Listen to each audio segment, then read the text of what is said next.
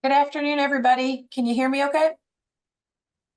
Great. Pleasure to see you all, and thanks for taking the time to join today's lunch with Doc Zoom. My name is Lauren Axionoff, and I'm our Executive Senior Associate AD and SWA here at ETSU.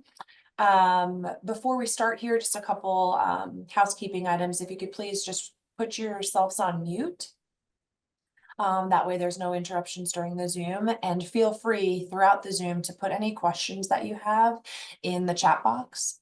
I will monitor that, and at the end, we'll leave some time to have Dr. Sander or President Dr. Noland answer those questions. So that'll be our plan. I'm going to turn it over right now to Dr. Sander, our athletic director. And once again, we appreciate everybody's time and joining today's Zoom. Thanks, Lauren. And appreciate all of you taking time out to kind of be an ambassador for our program and hear what we have to say. Very pleased that, President Noland had time and actually is taking time to share, his thoughts and ideas about, ETSU athletics, but also college athletics in general. President Noland is on the very, important Division I board that is very instrumental in the future and I guess the current situation that's going on in college athletics. Just a couple things I'm very excited about. Our men's basketball team, they had a good win last night. It looks like they probably are going to finish either third or fourth in the conference, and will probably play either mid to late afternoon on Saturday or the last game on Saturday. So that's still to be determined. Saturday, actually, there's two games tonight that will impact the final standings, and then the games on Saturday. Our women play tonight against Wofford. It's an important game. So if you don't have anything to do, it'd be great to come out and watch them. They're clearly a fun team to watch. They play with great energy. They're very well coached, and they defend with a lot of passion. So if not doing anything, I'd encourage you to come out and watch them. So we're going to go ahead and get going. So I know President Noland's on here. Dr. Noland, really appreciate you being on here. Can you just kind of tell everybody a little bit about, your term on the D1 board, and actually what the D1 board does, and how they kind of set the stage for what's going to happen in college athletics? Well, Dr. Sander, first, thank you for the opportunity to be on this podcast, and thanks to everyone who's joined in today for a discussion and a chance to learn a little bit about the current landscape of college athletics. And I want to preface my comments a little bit with the focus on the word current landscape. The landscape of Division I athletics has been fundamentally transformed over the course of the past 3 years. While there still remain vestiges of the landscape that served as the planning framework for our university more than a decade ago, when we were looking at conference affiliation, looking at starting new women's programs, looking at football, much of the planning assumptions that we made at that time just simply no longer exist. And the changes that have moved over the past 3 years, and the changes that may move over the next 3 months, are, just almost impossible to comprehend if you're looking at this from a 1970s, the 1980s, and 1990s, or 2000s lens. The landscape of college athletics is fundamentally different. So the Division I board that I'm a member of is a governing body for Division I athletics. It sets policy, it deals with enforcement, and then our actions roll up to the NCAA board, which is a broader governance entity that oversees Division I, Division II, and Division III. So on this board includes representatives of big conferences like the ACC, the SEC, the Big Ten, some of the Power 5 schools, as well as some of the mid-majors. So I've had the honor to serve on the board for a little bit more than a year. And that has really been a benefit to our institution because it's provided us with a little bit of an insight of what may be waiting around the corner as we're all trying to prepare for what the world looks like in the event that the House settlement is signed on April the 7th. And then the decisions that we're making as an institution to opt in or opt out to that House settlement, which is a decision that we've got to execute on here in the next week. So, Doc, that's a real kind of high-level overview, and would be happy to dive in any way that you feel is appropriate. Well, Dr. Noland, I know a lot of university presidents you engage with on the D1 board, and kind of overall, what would you say, kind of the climate is? And I think everybody hears what, the SEC and the Big Ten or, what they're up to. But I know you talk to a lot of, either Group of Five presidents, FCS presidents, 1AAA presidents. Kind of what is the tenor of those folks, would you say, if you could kind of generalize? So I think as those institutions that all fall under the big tent umbrella of the NCAA are trying to look to the future, I think there are a couple of guiding principles that are holding everything together. But then there are a key area of questions that are consistent across everyone minus kind of the SEC and the Big Ten. I think the thing that's holding everything together is desire from all of the institutions to remain part of the big tent of the NCAA. And the biggest variable in that tent is the men's and women's basketball tournaments that occur in March and April. Outside of those tournaments, the opportunity for student athletes in other sports to compete at the highest level, be it volleyball, tennis, golf, baseball, that's what's holding things together. The splintering elements are football and resources. So let's set football and resources to the side. So I'd say for the bulk of everyone on the D1 board, there's a real sense of the importance of holding college athletics together in some form or fashion. But then the concerns that I think all of the institutions share, maybe all the way up to the SEC, first is around affordability. How do we afford to be competitive in a landscape for which at this juncture, there are no governors around cost? If this was a professional league, you have salary caps. There are certain parameters that hold things together. And at this moment in time, there's no upper limit around the affordability quotient of it. Many of the institutions at the Division I level are public in nature.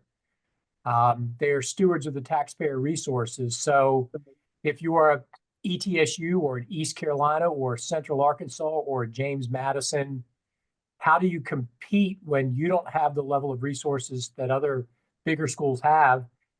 And then you can't just shift all of this to students in terms of student fees because you got to protect and promote affordability. So that's an overarching theme. I think a next common theme is alignment. Everyone, and I use that term broadly, many are of the opinion that the current alignment within college athletics is nonsensical. I talked to a colleague the other day who's a president of an ACC school, and he said he was going to watch his team play Stanford. That's a conference game. And I thought, wow, that makes sense. I live in one of the Carolinas and my team's playing Stanford. So the alignment of like-minded institutions, it's not just at the big level, it's also at our level. And presidents are talking a lot about alignment. And do you align on a conference level? Or maybe do you look at football and set football to the side and then say we're going to align around it?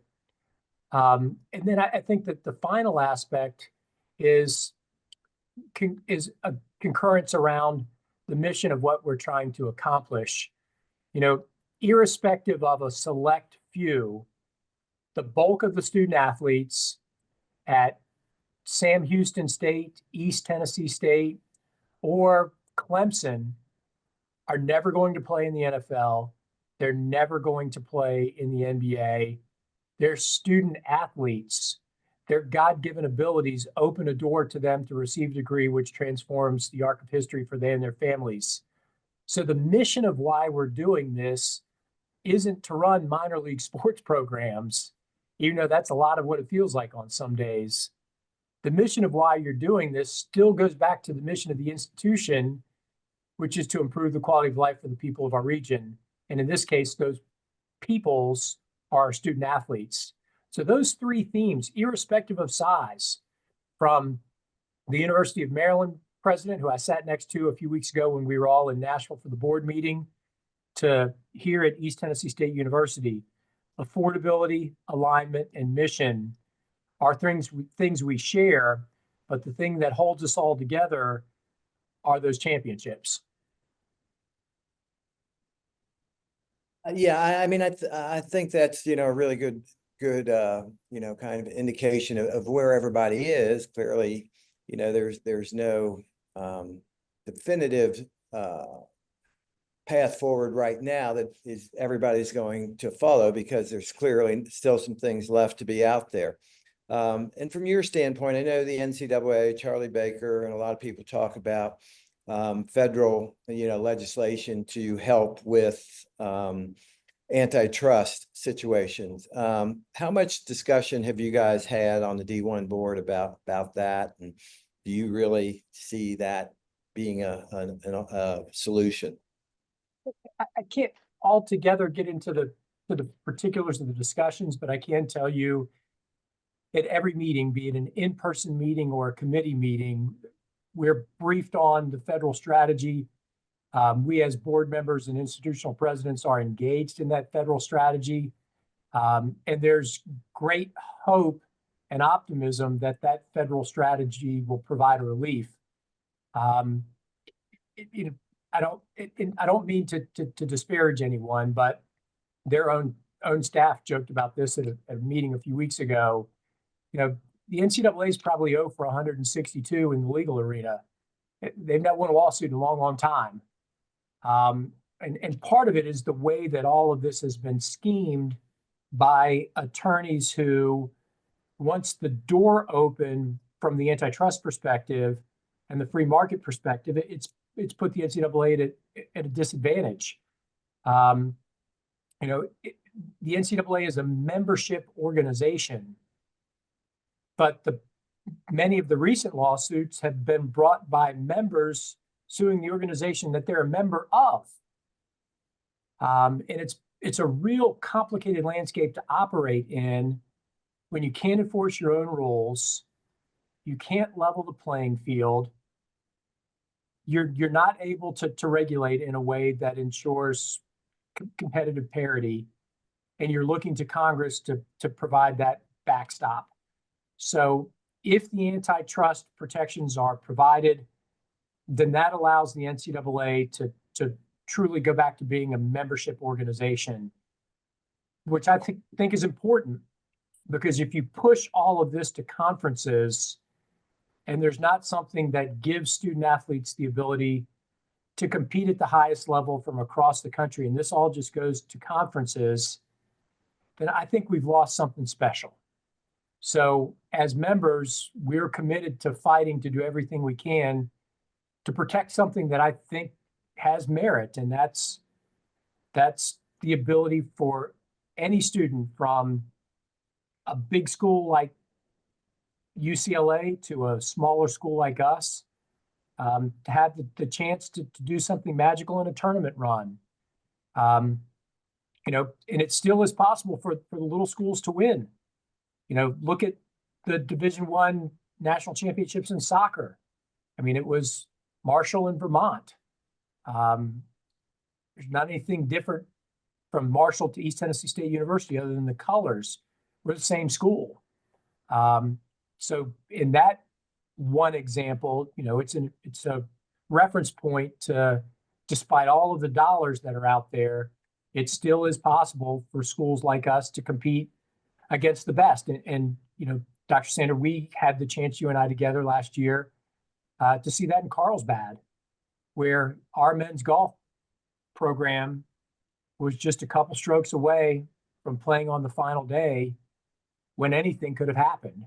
Now, basketball is a different story. The investments that are being made in student athletes are hard to comprehend. But I guarantee you in a month, there's going to be some school, maybe us, that's going to shock the big boys because that's what happens in March. Yeah, and I think, there's always that hope. I mean, there are those stories. So I think it always gives everybody hope. And I think that's what makes, the men's basketball tournament so exciting. Will, with NIL, with the transfer portal, will that become, less of a reality? It'll be interesting to see, the next couple of years, because clearly, NIL and revenue share and those sort of things are going to, create a bifurcation, I think, of the haves and the have-nots from a financial standpoint. But it'll be interesting to see, does good coaching, do putting together teams that fit together, will all those things kind of still be important when you get to that tournament and it all comes down to, one game, playing together, playing hard, doing certain things. So I think the next couple of years will really be interesting from the men's basketball tournament and the women's basketball tournament perspective. I agree. So, I mean, I think, that's kind of a little bit of a, your view from a national standpoint. And then, of course, a lot of people are very interested, what our situation is from a conference situation, from a conference affiliation situation. And I think, back when we restarted football, I think one criteria that was important to us was that we could, move back into the Southern Conference, because there were natural rivalries, people that we had played against in the past, people that, our constituent base cared about, with the Chattanoogas, with the Furmans, with the Woffords, with people that we had competed against for years and years and years. So from a conference perspective, how do you see, maybe from a general standpoint, how conferences are going to look in the future, and then probably more local to us, how we kind of view ourselves in the Southern Conference? Well, Doc, you and I were both part of the strategic planning assessment as we were exploring the best fit for our institution. And we spent a lot of time listening to alumni, listening to community leaders, talking to former student athletes about the conference affiliation that was the best fit for our university. And it was resounding at that time, the desire for ETSU to return to the Southern Conference. And, thanks to your leadership and your connections. And, sometimes I don't know if many individuals recognize just how well connected you are in the world of Division I sports and your relationships. And I'm not just saying this because this is your podcast. I would say it anywhere. You are a driving force in getting us into the SoCon. And the SoCon's been good to ETSU. We won 2 football championships. Basketball's done well.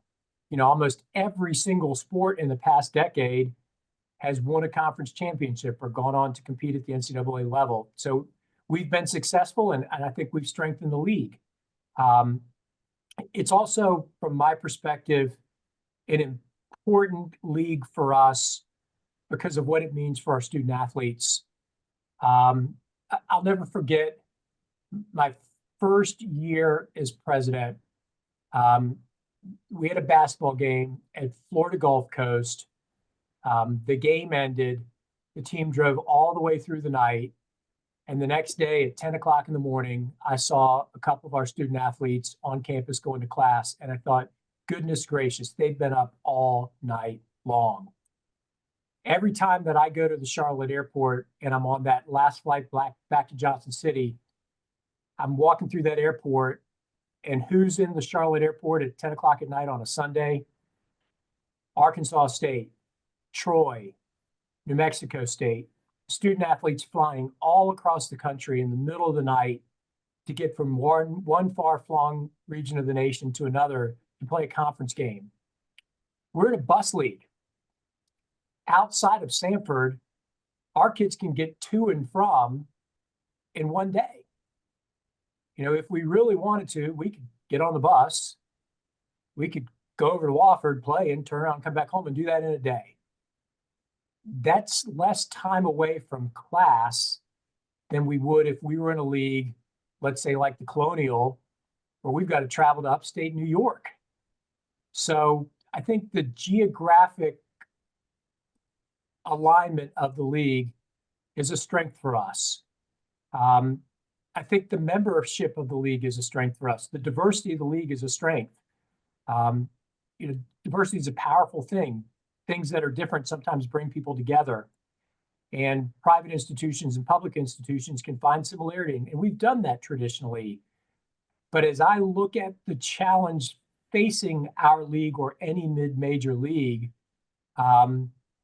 it's the ability of like-minded institutions with like missions and similar resources to compete.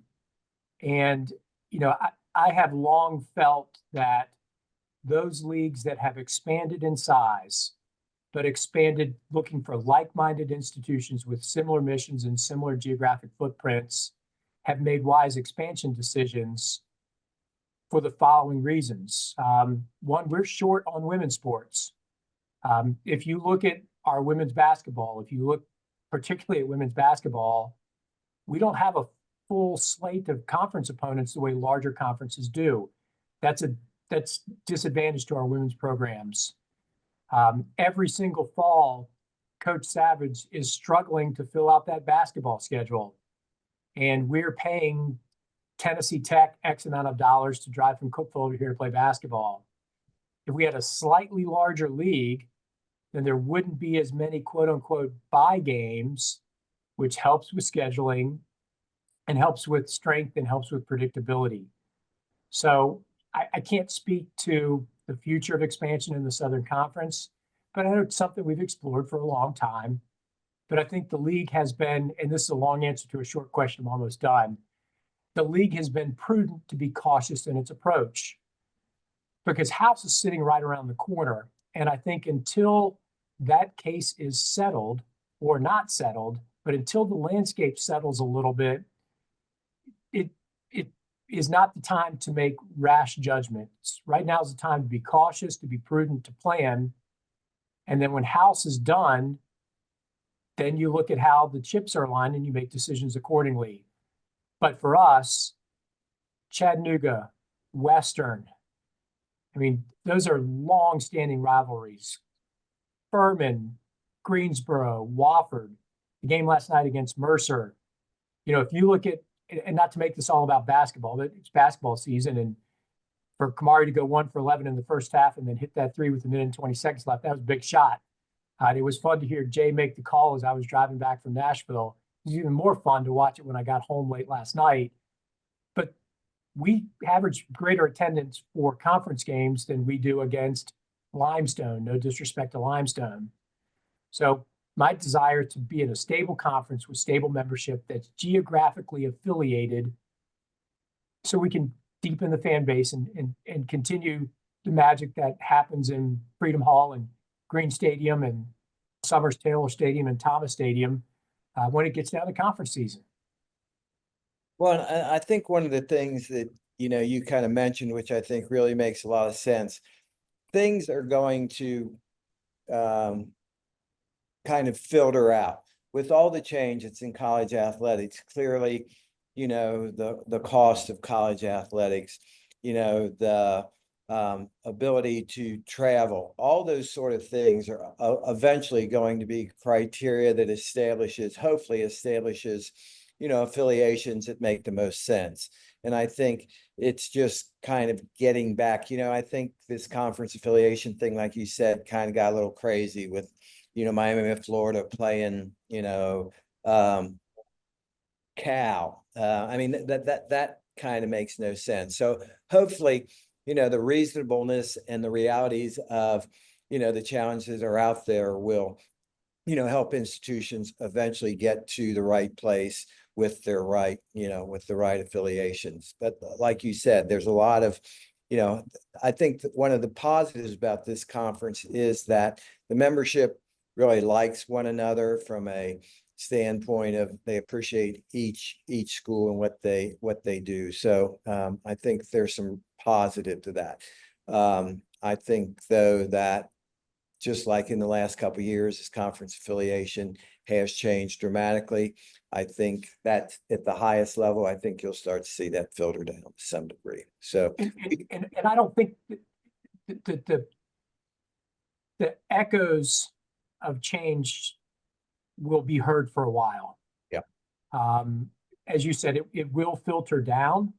And we, from my perspective, we have to ensure that we make whatever decisions we make as it relates to intercollegiate athletics at East Tennessee State University that are within the best interest of our students. And, you know, I couldn't fathom putting every single program we have on a bus to go to Naples, Florida to play when you could play a couple hours away. And I don't want to put our softball team on a plane to East Texas just because we're a member of a conference that we thought would be good for our football program, but it's not good for our softball program. We've got to look across the decisions we make, keeping in light the interests of all of our student athletes. We can't be dominated by just one program alone. you know, and I guess, you know, my past life, you know, we were in a bunch of conferences, you know, just kind of. Yeah, you're the cause of all this mess. Yeah, I know. Go, it blows up. The Metro Conference. I mean, what was the Metro Conference? Sunbelt, Colonial, yeah, a bunch of them. But I think, you know, the one thing we can kind of tell all our fans is that, you know, we're working really hard to have a real quality program that is respected from our athletic standpoint. But I know the university is working really hard from an academic profile too, so that if there is change, if there are opportunities down the road, that we're positioned very well to be a school that people would really want to be connected with. So I think, you know, we continue to do the best we can and strive, but you know, it's going in today's world. We just want to be ready if an opportunity comes our way. But right now, I think, like we said, that the environment's so you know, just so unstable. It doesn't make any sense to do anything too dramatic right now. And Doc, 2 points. You know, one, we want to be in a position where we have the opportunity to be competitive and to win championships. We're not in this business to lose. Every single person on the screen enjoys nothing more than the opportunity to watch the Bucks be in a position of a positive outcome. So we want to be in a position where we can win championships. But I think another aspect is, as much as we want to turn back the clock, that's going to be impossible to do. I'm an alum of West Virginia University. And when I was there, they were part of something called, you know, the Eastern Alliance. And every year they played Boston College and Virginia Tech, and they played Pitt and Syracuse and Penn State. And it's a whatever day of the week this is, it's been a busy week. But you grew up with affinity towards those schools, but natural rivalries. So I hate Pitt. I despise Pitt. There's nothing positive about Pitt. No disrespect to the people of Pittsburgh. I love Pittsburgh. But it's put in you to be competitive in that space. And as much as our fans want to compete against Marshall and App State and Georgia Southern, they're not going to come back down to our level. They've made the investments to play up in football. So we've got to ensure that we find a conference, and I think we've got the conference, I know we do, where we have natural traditional rivals, but we're on somewhat of a constant playing field. Now, if I were king, I'd just let football go do whatever it wanted, and then everything resettles. Because outside of football, we could compete in every single sport with App State and Marshall and East Carolina and Georgia Southern and all the schools that everyone grew up competing against. But I mean, if we're going to be transparent with everyone, football is what's driving all this change.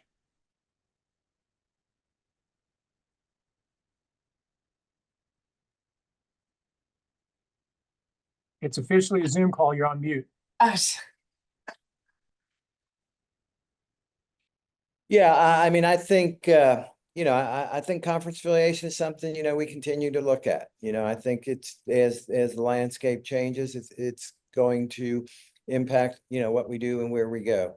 So, I mean, I think, there's a lot of questions here I can see in the chat room on conference affiliation. And I think the answer is pretty much, until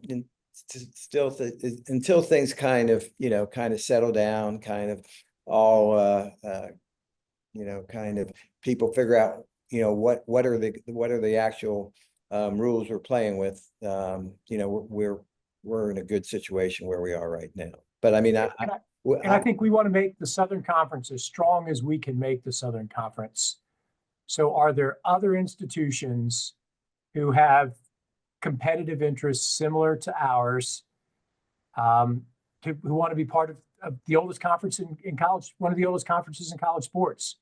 I mean, this is a great conference. There are other conferences, that folks look to and aspire to. But the Southern Conference is an outstanding conference. How can we make it stronger? Yeah, and I think, you kind of alluded, I see one of the questions is about, the military schools not really having, women's sports. And I mean, that's clearly a challenge. I don't foresee, and somebody asked, well, can we kind of encourage them to start those sports? I don't think you'll probably see at this time many programs adding sports. I think, you may see some things going the other way just because of the financial challenges that are out there. We've seen it, in numerous universities are dropping sport. Can you talk a little bit about our thoughts about that, Dr. Noland? And Doc, I think you bring up a great point. When Power 5 institutions are making budget reductions to their athletic departments, that's a sign of the tenuous nature of the landscape. When Sonoma State in California essentially says they're going to do away with all of their athletic programs, the cost variables are things that we've got to keep front and center. So we've got to take the appropriate steps to ensure that we remain in compliance with the three-step test of Title IX. But I do not see institutions starting new programs.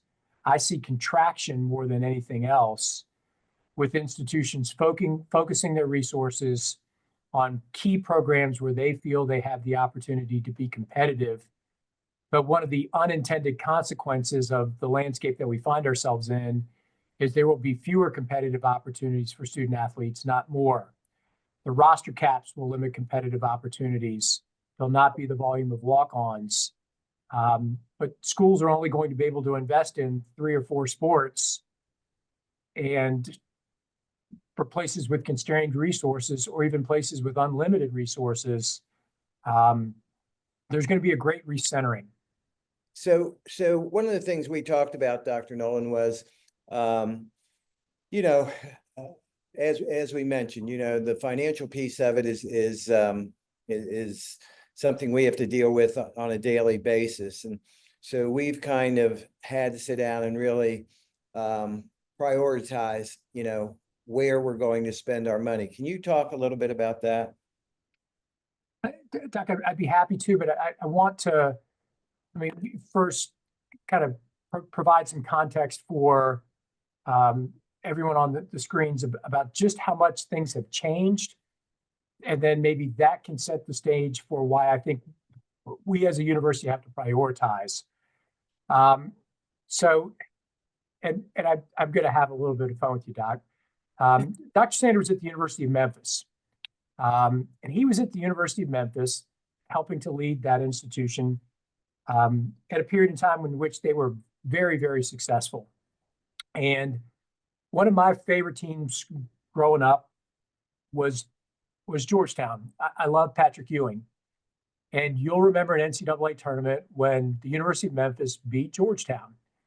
And I'd always thought in the back of my mind that Memphis had to have been paying their players and running a little bit of a crooked organization. It's the only way they could beat Georgetown. And all of us have thought, you saw UNLV, you could pick the program. And I'm not picking on schools, but all of us have thought in the background that there are certain things that are happening that just can't be on the up and up. And you would hear stories occasionally of coaches or others moving through the judicial system because of laws and processes that were violated. There would be the death penalty for SMU for the elements that transpired around that football program. All of that is now legal. 3 years ago, I had a parent and their child sit in that table behind me. And we talked about the university and talked about athletics and talked about academic programs. And it was all said and done. This individual's parent stood up and said, Dr. Noland, I love your school, but if you can promise me that my child has a car, they'll come. I stood up and shook their hand and said, it was nice to meet you, and off they went. 20 years ago, that would have sent us all to jail. Now it's the expectation. It's the expectation that there's a car. It's the expectation that there's compensation. There are student athletes in the United States of America making $7 million a year in NIL. The NIL budget for Ohio State's football team is bigger than our athletic budget. And the revenue share that's embedded in-house for all the major institutions is bigger than our athletic budget. So I put that in context for why we then need to prioritize. We don't have $7 million to invest in a student athlete. But I still think we can be competitive. And I think we can win national championships in golf. I think we can win basketball games on both the men and women's side on the opening weekend and maybe the Sweet 16. I think we compete for championships in football, but we're going to have to prioritize.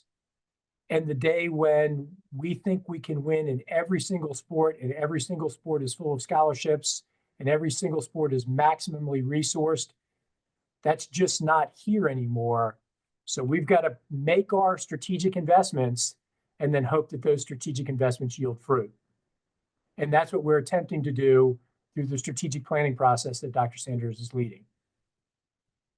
Yeah, somebody just asked the question, what are the potential impacts to ETSU as a result of the revenue sharing? And I think, that's one of the big impacts. We are going to have to allocate our resources based upon the priorities that we establish. And I think, the athletic department is only in business for one purpose, and that's to, advance the university, in multiple ways. And so I think however we can advance, the university, that is going to be the major criteria as to how we invest our resources or how we allocate our resources.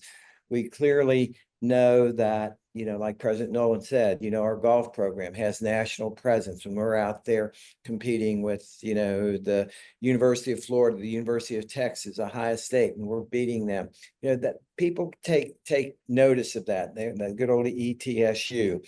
And, when in basketball, when, we go to LSU and beat them, go to Georgia Tech and beat them, people take notice of that. So I think that creates great value for the institution. So those opportunities that we have to do that are very important to us. And so we are going to have to do what we have to do. And we also have to be reasonable and have good judgment, know what we can afford. We don't have any, unreal expectations that we're going to be paying players, $1 million. That's just not the case. We just want to be able to compete in a reasonable level. We think we know what that is, and that's kind of how we're going to move forward. But yeah, it will affect us. There's no question about that. But it also puts a what would you say? It holds us accountable too. We have to figure out new ways to generate, increased revenue. We have to make good decisions. We have to be careful. You know, I talk to the coaches all the time about every dollar that you have now, you have to understand the value of that. You know, you have to make wise decisions. Is it better to do this, or is it better to take that dollar and, I hate to say it, but pay a player, you know? And I think those are really, it's a whole new world for coaches. I'm going to tell you, coaching is really challenging right now. You've seen the Krzyzewskis and the Larinagas and those people, the Jay Wrights, those people just saying, hey, I've had enough. And it's because the model has changed so dramatically. As you recruit, it's no longer about, you know, fancy facilities. It's no longer about a lot of things. A lot of it is, how much am I going to get paid? And that's pretty difficult, you know, and hopefully what we want to do is have our student athletes have great experiences. So maybe, you know, if we're close or whatever, with somebody else who may pay them more, that they see the value of this institution, of this community, of the talent of our coaches. So, I mean, that's kind of where we have to really focus on that. You know, we have to work to keep the student athletes that we have, and we're not unrealistic. We know that people see some of our good players and they're going to come in here and offer them a lot of money. That's just the world we're in right now. So, and we're just going to have to figure out how to work through it. But it's a tough time for coaches. It's a very, very tough time. But and it's a tough time for fans as well. You know, the period in which you would watch a player come in as a freshman, have the opportunity to interact with them, to see them grow, and then ultimately walk across the stage as a senior. You know, that may be an era that's come and gone. It's a hard time for parents. You know, I have talked to a number of parents in Northeast Tennessee whose children are talented enough to be Division I athletes, but the spots that they would have filled in the past are now being filled with transfers or fifth or sixth or seventh year seniors. You know, the Pavia action is going to grant an additional year of eligibility to an entire class of students. That's fewer roster spots for fewer high school seniors to take, which means those high school seniors are then looking at JUCOs or D3s, and it all becomes compressed.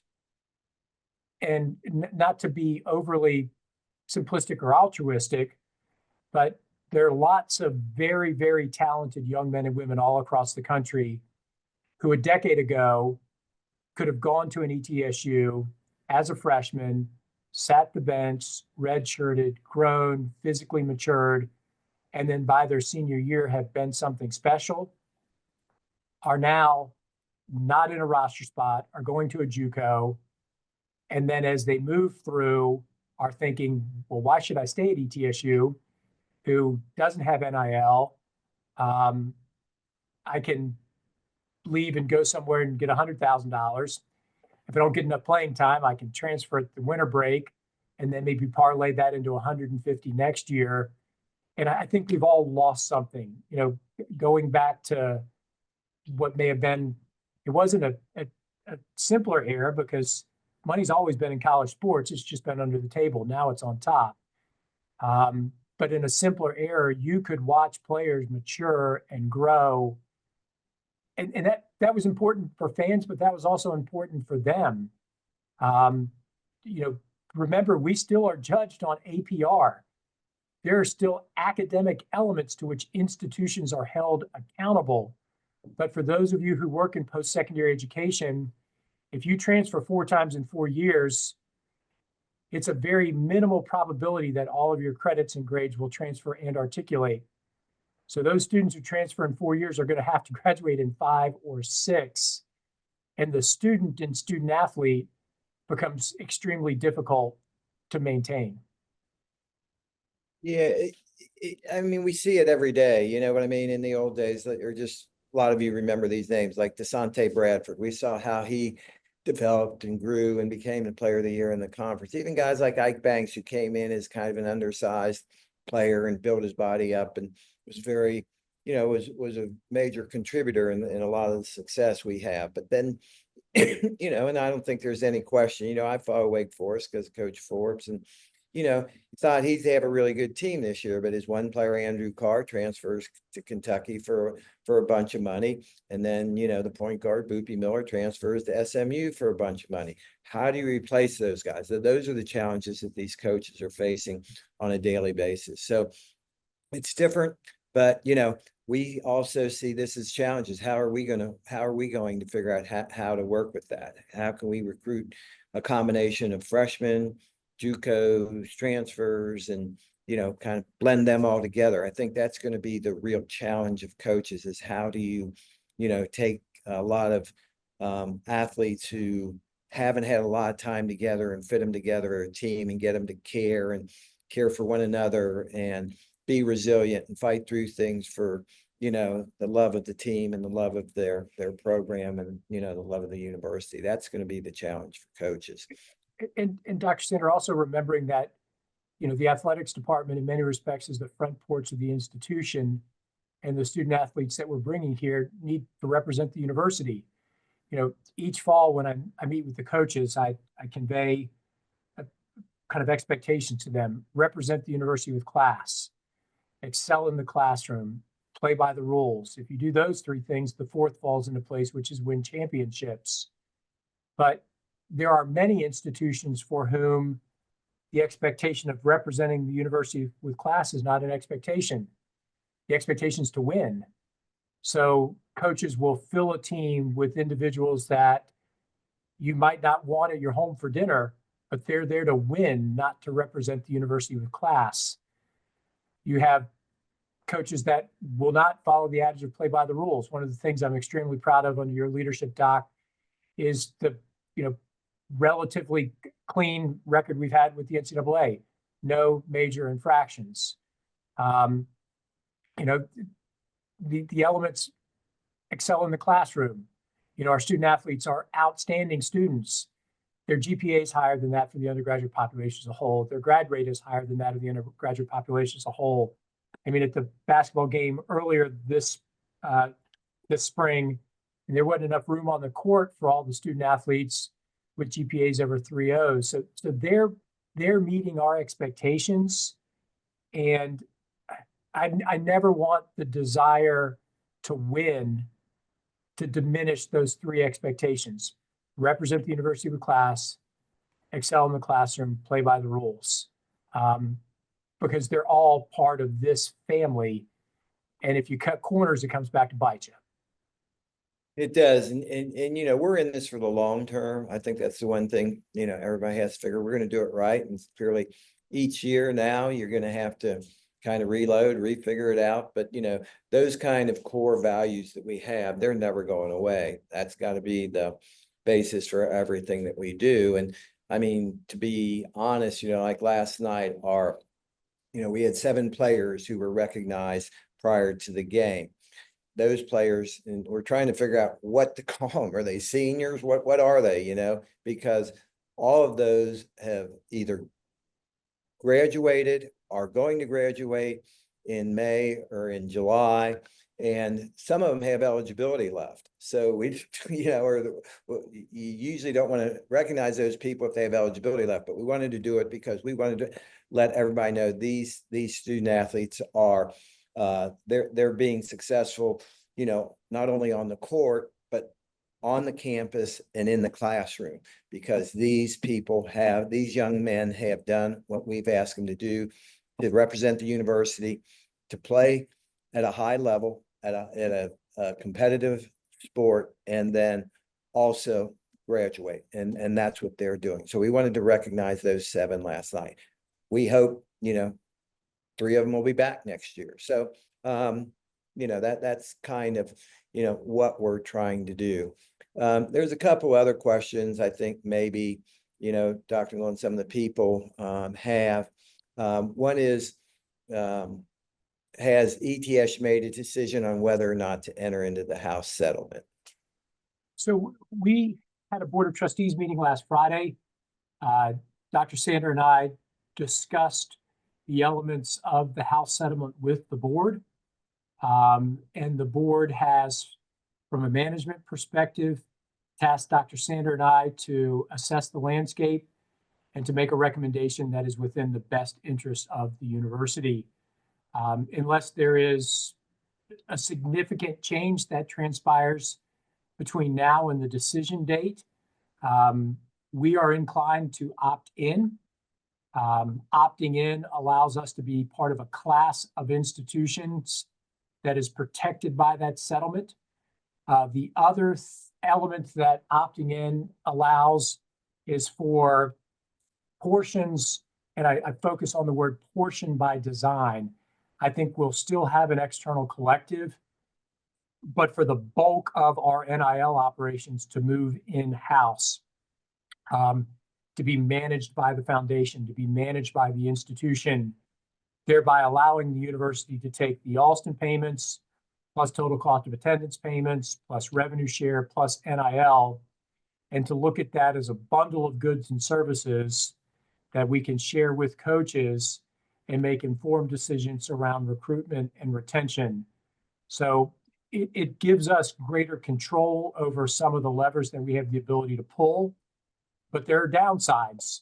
The roster limitations that are part of the settlement will potentially restrict numbers of individuals who have the chance to pursue their D1 aspirations in programs like baseball. Like football, there will not be the number of walk-ons, but based on the best information that I have at hand, and I have the ability as a board member to see things with some clarity, Doc's experience, our direction that we're pursuing at the moment, unless something unforeseen changes, is we would recommend that we opt into the settlement. Yeah, I think that's pretty good. That's a pretty good background of how we got to where we are and kind of where we are right now. We actually have to commit, I think, by Saturday. I think by March 1st, we have to let the NCAA know whether we're opting in or opting out. Another question here, somebody asked, Ron Edmond asked, if I remember correctly, ETSU is starting a women's gymnastics program. Is that still on the books? I'll take that one, Dr. Noland. It wasn't women's gymnastics, it was acrobatics and tumbling. And so we've done a lot of research on that. We kind of put the brakes on that once the House settlement kind of came out because we really didn't know what the future was. Like we kind of said earlier, there's probably nobody right now that is going to be adding programs. We just want to make sure that we have the resources necessary to provide the best possible experience for the current student athletes that we have. Depending upon what happens in the future, we will go back and look at that again and see if that's in the best interest of ETSU. Doc, one point I'd like to add there is we will look at roster management in a way that maximizes the opportunities from the settlement for our programs. So we will have the ability to offer more scholarships if that's something from a management perspective we decide to do in programs like volleyball, where we beat West Virginia last year. Women's tennis just beat Minnesota a few weeks ago. So we can look at that scholarship distribution up to the caps that are contained within House, and we'll approach that from a management perspective. Just to give you an example, like right now, volleyball can only have 12 scholarships. With the House settlement, they could have 18. So that then allows us to make decisions. And that's kind of another reason why the settlement is attractive to us. It allows us to make the decisions as to where we want to invest our money, where we think, our best value comes from, the programs that we have. So I think that was also another, as we kind of looked at the House settlement, that was something else that we felt was in our best interest. So we're getting near that hour, Dr. Noland. Anything you want to say to our folks who are watching? Doc, thank you for moderating the chat, because for whatever reason I can't see any of those questions, but I can see some of the faces on the line, many of whom I've had the opportunity to work with for a number of years. I want to thank you for the support that you each provide to not only the ETSU athletic department, but to the university as a whole.